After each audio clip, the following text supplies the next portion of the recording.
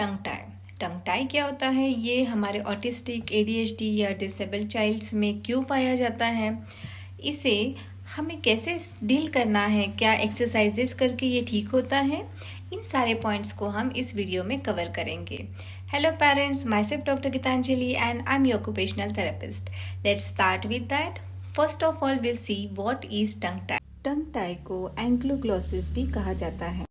हमारे टंग और माउथ के बीच में जो कनेक्शन है उसे फ्रेन्युलम कहते हैं। टंग टाई में फ्रेन्युलम का साइज शॉर्ट और टाइट होता है, जिससे कि हमारी टंग प्रॉपरली मूव नहीं कर पाती है। ये काफ़ी कॉमन प्रॉब्लम है जो यूजुअली 4 to 10% पॉपुलेशन में पाया जाता है। ये स्टडी सॉल्ट एट ऑल ने जो 2020 में किया था, इसमें ये प्रूफ हुआ है। इसके अलावा टंग टाई एक जेनेटिक फैक्टर भी माना गया है। अगर आपके बच्चे में टंग टाई है तो उसके सिबलिंग्स में भी टंग टाई होने के चांसेस बढ़ जाते हैं। टंग टाई के कारण स्पीच डेवलपमेंट में दिक्कत आती है, बट टंग टाई के कारण लैंग्वेज डेवलपमेंट में कोई दिक्कत नहीं आती है। स्पीच डेवलपमेंट का मतलब है कि बच्चे की स्पीच क्लियरिटी हो, या कुछ साउंड्स है जैसे कि ट, ड, थ, र। ये जो साउंड्स है जो कि टंग जब पैलेट को टच होती है उस समय जो साउंड्स क्रिएट होते हैं, इस साउंड्स को बोलने में बच्चे को दिक्कत होता है, प्रोनाउंसिएशन इश्यूज हो सकते हैं। अब टंग टाई के कारण जो है लैंग्वेज डेवलपमेंट में कोई दिक्कत नहीं होती है, क्योंकि लैंग्वेज डेवलपमेंट जो है ये ब्रेन से कनेक्टेड है। तो क्योंकि टंग टाई और माउथ के बीच जो होता है उसके कारण स्पीच इम्पैक्ट होता है, और इसीलिए language and speech these are two different things. Tongue tie में सर्जरी कब करनी चाहिए? अगर टंग टाई फ्रॉम बर्थ है तो इसके कारण ब्रेस्ट फीडिंग चैलेंजेस आते हैं कि बच्चा प्रॉपरली दूध नहीं पी पा रहा है, जिसके कारण उसका वेट गेन नहीं हो रहा है और उसके डेवलपमेंट्स इशू हो रहे हैं। तो इस समय में हमने टंग टाई का सर्जरी करना है। अगर डेंटल इश्यूज हो रहे हैं, जैसे कि गम्स में कोई डिसीजेस हो गई है, हमारे दांत खराब हो गए हैं टंग टाई के कारण, या तो फिर हमारे टूथ अलाइनमेंट्स जो है ये प्रॉपरली नहीं है, तो इस समय हमें सर्जरी की ज़रूरत है।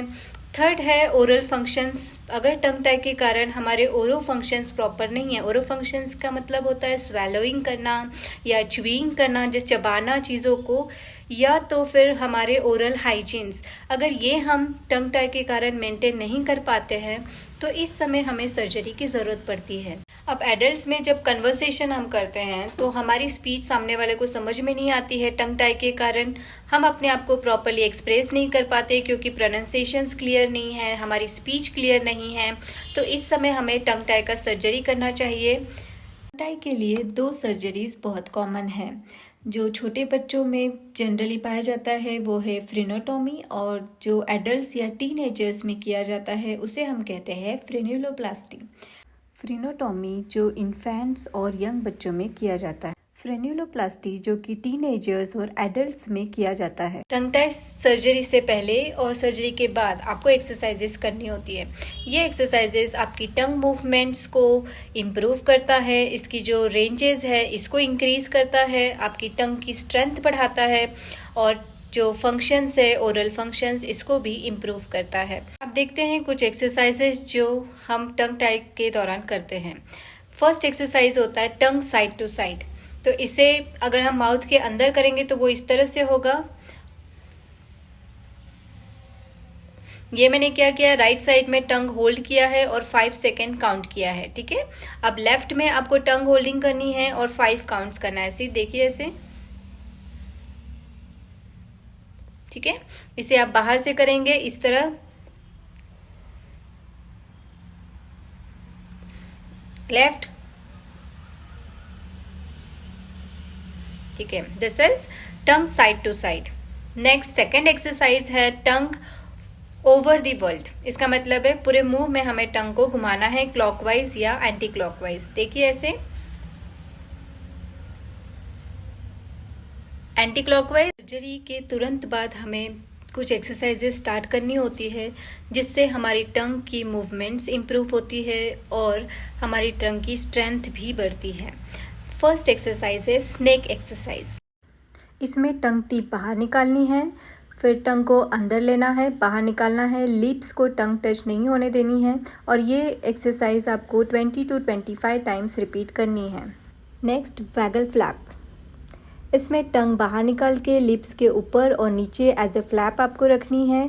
इसे आप रिपीट कीजिए 10 टाइम्स और दिन में 2 बार करेंगे। फैगल स्पॉट में टंग टिप बाहर निकालते हैं, राइट और लेफ्ट में लेना है, फिर स्पॉट टच करना है। राइट, लेफ्ट एंड स्पॉट, ये सीक्वेंस आपको रिपीट करना है 5 to 6 टाइम्स और दिन में 2 बार करेंगे। Next, jaw breaker.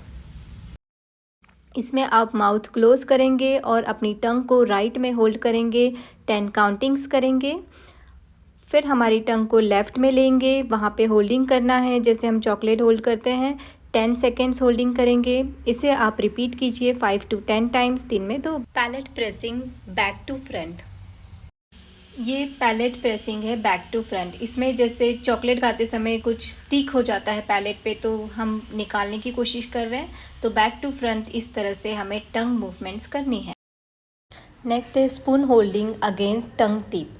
ठीक है, तो टंग टिप बाहर निकालेंगे स्पून के अगेंस्ट और हमें टंग को प्रेस करना है स्पून के अगेंस्ट। देखिए इस तरह से इसे होल्ड कीजिए 10 सेकेंड्स और इसे 10 टाइम्स आप रिपीट कीजिए, दिन में 2 बार करिए। Use of lollipop.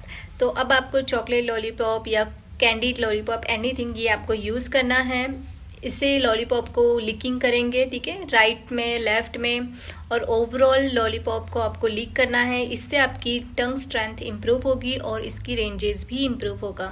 ये आप दिन में 2 बार एटलीस्ट रिपीट करिए। तो this is all for this video. I hope this video is useful for you. If you do like this video, do share, like and subscribe my channel. Thank you for watching this video. See you soon.